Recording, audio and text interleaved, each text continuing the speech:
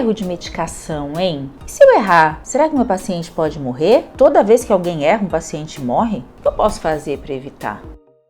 Se você tem essas dúvidas e outras, fica aqui comigo que eu fiz esse vídeo para você. A gente vai discutir sobre os 10 certos na hora de preparar a medicação, como prevenir erros relacionados à medicação e como te proteger e proteger o teu paciente para que ele tenha uma administração de medicamento segura.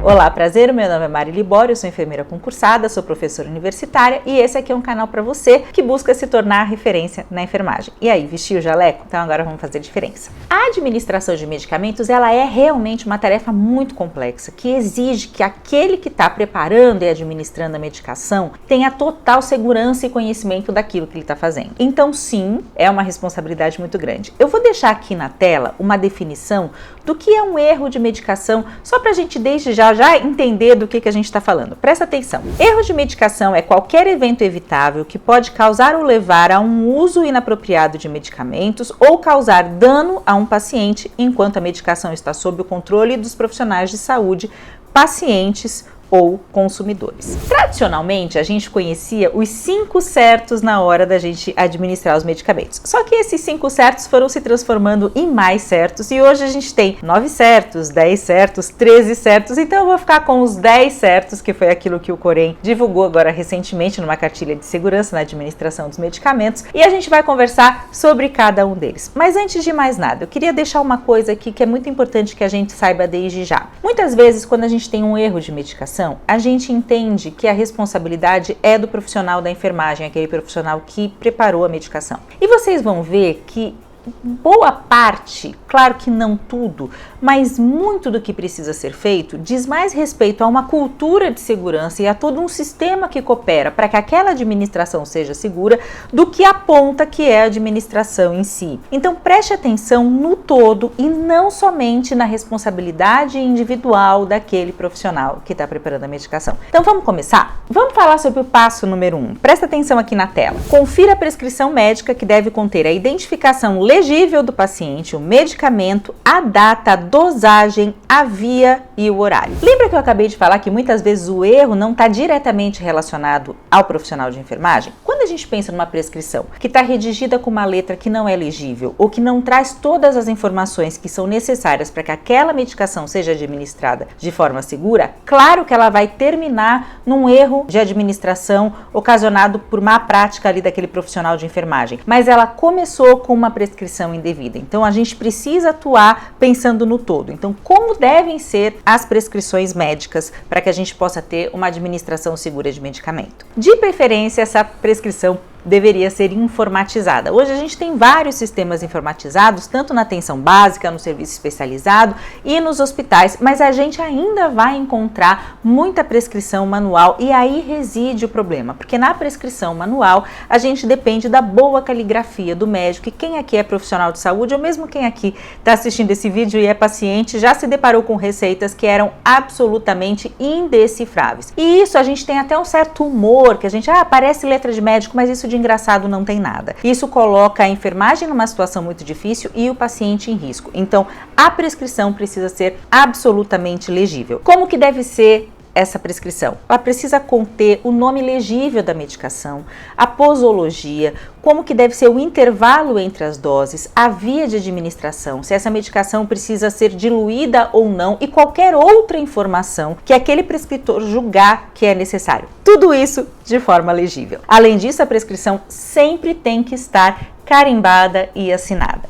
E no ambiente hospitalar, as prescrições têm validade apenas por 24 horas. Então, a gente não pode executar uma prescrição que já tem mais de 24 horas. O médico precisa fazer uma nova prescrição. Tem uma coisa aqui que é bem interessante, que eu não sei se vocês já ouviram falar, que são os medicamentos LASA, que são medicamentos, essa sigla de inglês, LASA, do inglês quer dizer Look Alike e Sound Alike, ou seja, se parece com e soa como outro. Então, tem um som parecido e uma grafia parecida. As instituições, elas podem se beneficiar de ter sistemas de alerta para quando você tem esses medicamentos LASA, esses medicamentos sound alike e look alike. Ou seja, fazer uma diferenciação quando os rótulos são muito parecidos e os nomes também são muito parecidos. Muitos erros acontecem porque no momento de distração existe uma confusão entre os medicamentos que se parecem muito nos seus rótulos e nas suas embalagens ou que têm sons semelhantes. Aqui na tela eu vou deixar o exemplo de duas medicações que a gente chama de look alike, ou seja, elas são muito parecidas nos seus rótulos, elas têm a mesma quantidade nas suas ampolas, a ampola tem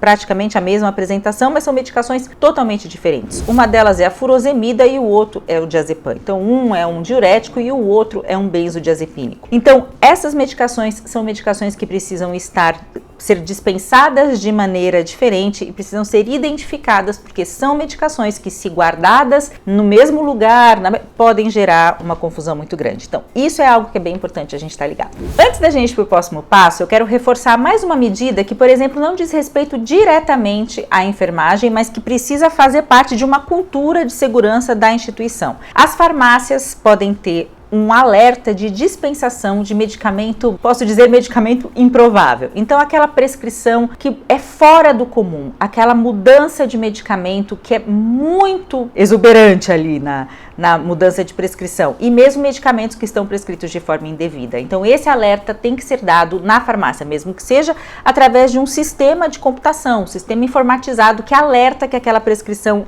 que aquele medicamento não foi prescrito de forma devida. Isso acontece antes da ponta, ou seja, antes do profissional de enfermagem estar lá administrando a medicação. Passo número 2, solicite ajuda em caso de dúvida. Está com dúvida? Não faça. Naqueles segundos que antecedem a administração do medicamento, se ainda restou alguma dúvida, você não deve fazer. Até o último momento, você tem a chance de não cometer um erro e essa responsabilidade acaba estando na sua mão. Tem dúvida? Não faça. Pergunte para o farmacêutico, pergunte para o enfermeiro, pergunte para o prescritor, mas não faça nenhuma medicação que você tem dúvida. Passo número 3 diz respeito às boas práticas. Então, diz respeito sim àquela pessoa que está manipulando a medicação. Então, tenha noção de biossegurança. Então, mantenha uma bancada higienizada, higienize suas mãos, não fale sobre o medicamento. Então, tenha a prática técnica asséptica na hora de manipular frascos ampola, seringas, agulhas, porque tudo isso faz bastante diferença. Afinal de contas, você vai romper as barreiras de proteção daquele paciente e introduzir ali naquele paciente uma solução que foi manipulada por você. Então, é bem importante que a manipulação tenha sido feita de maneira asséptica. Alguns hospitais já mandam as medicações já preparadas, manipuladas pela farmácia, mas essa não é a regra. Normalmente é a enfermagem que vai manipular toda a medicação que vai ser administrada no paciente, então tenha uma boa prática. Passo número 4. Antes de administrar, fique atento às condições do paciente. Então questione sobre alergias, veja se o paciente tem alguma condição especial, se é um paciente que está confuso, que de repente é um paciente demenciado, você pode perguntar para aquele acompanhante ou certifique-se de todas as pulseiras de risco que esse paciente tem. Isso é muito importante, estar atento. E ainda falando sobre atenção, eu queria dar um dado aqui que normalmente os postos de enfermagem, eles ficam em locais de grande circulação, para que o próprio profissional de enfermagem tenha uma visão do todo da unidade. Porém, a sala de medicação, ela não pode ser num local de grande circulação e aonde o profissional pode ser interrompido muitas vezes, porque essa distração aumenta a incidência de erros. Então, o local de preparo dos medicamentos precisa ser um local separado do local onde há guarda de prontuário, onde há preenchimento de prontuário, onde há evolução do paciente, aonde o acompanhante chega no balcão para pedir aquilo que precisa, enfim. A sala de medicação é um local onde o profissional que está preparando a medicação precisa estar absolutamente focado. E isso diz muito respeito àquilo que a gente conversou antes sobre a segurança ser uma cultura institucional. Essa segurança de você ter um local onde esse profissional não vai ser importunado, inclusive existem locais onde até a cor da sala e do piso da sala é diferente, que é para que você entenda que você está adentrando um local onde não deve haver manipulação de celular, não deve haver leitura de mensagem de WhatsApp, nem verificação de rede social, nada disso. Nenhuma atividade que possa distrair aquele profissional que está manipulando. Parece surreal para você? Parece um pouco, né? Mas eu quero que você me conte, você tem experiência com um local que leva tão a sério assim a cultura de segurança, a ponto de ter esse lugar guardadinho, até com uma diferença ali de ambiente para que o profissional possa ficar quietinho? Eu quero saber como é que tá a tua experiência aí com isso. A minha, sinceramente, não é assim tão cuidadosa, infelizmente. Passo número 5, rotule. Preparou uma medicação, você vai rotular essa medicação. Quando você prepara uma infusão endovenosa, um soro, por exemplo, você tem rótulos ali, geralmente já prontos, onde você só preenche, eles são autoadesivos, você vai colar e ali tem todas as informações que você precisa, o nome do paciente, data de nascimento ou a data do registro do paciente, o leito que o paciente está, qual é a solução que você preparou, de quantas em quantas horas e quantas gotas por minuto, enfim, todas as informações que você precisa. Mas quando você prepara, por exemplo, medicações em seringa, você também precisa fazer com que todas as informações para que você saiba que aquela medicação é para aquele paciente, elas têm que estar contidas ali na etiqueta que você utiliza. O ideal é que você possa preparar ali na beira do leito. Muitos hospitais já tem aquele carrinho grande de medicação, onde a gente entra no quarto ali do paciente e prepara a medicação ali mesmo na beira do leito. Tem muitas vantagens em relação a isso, você minimiza essa questão de você trocar a medicação de paciente, mas tem a questão da distração, que muitas vezes é uma hora onde o acompanhante faz perguntas, tudo, então você precisa também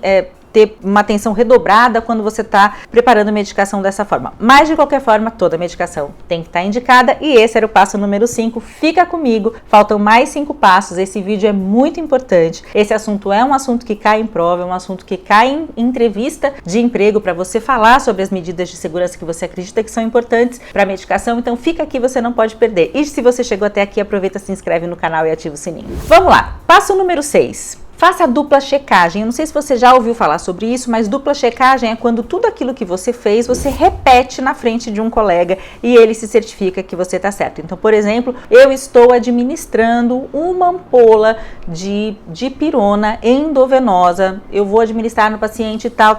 Aqui está uma ampola. Você refaz aquilo que você já manipulou na frente de outro paciente, como se você estivesse narrando aquilo que você já fez, tá? Então, isso é bem importante. A gente já faz isso em outras esferas, então quando a gente faz a dupla checagem em centro cirúrgico, o princípio é o mesmo, é que você tenha mais uma chance de perceber o próprio erro ou de que outra pessoa perceba esse erro para você. Passo de número 7, cheque os certos. Eu vou deixar os certos aqui na tela, você vai lembrar, a gente aprende isso na faculdade, aprende no curso de auxiliar e técnico de enfermagem. Foram esses certos que eu falei que muitas vezes eles aumentam, eles diminuem, mas esse aqui é um basicão. Vamos lá, quais são os certos que a gente tem que verificar? Presta atenção aqui na tela. Paciente certo, medicamento certo, dose certa, via certa, hora certa, anotação certa, entender o direito de recusa desse paciente, certo? Compatibilidade medicamentosa e orientação ao paciente. Então, orientação correta ao paciente. Esses certos estando verificados, você tem uma chance praticamente mínima